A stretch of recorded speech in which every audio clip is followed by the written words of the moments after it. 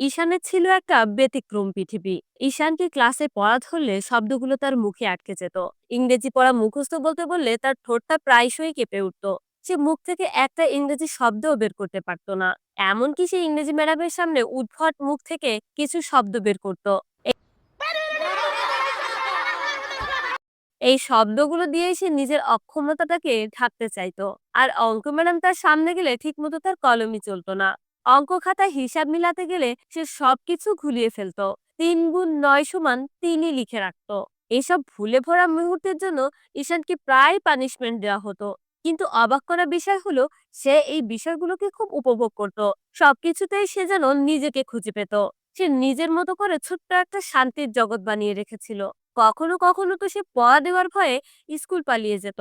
School টাইমে সারাটা দিন ঘুরে বেড়াতো শহরের এ প্রান্ত থেকে ও প্রান্ত।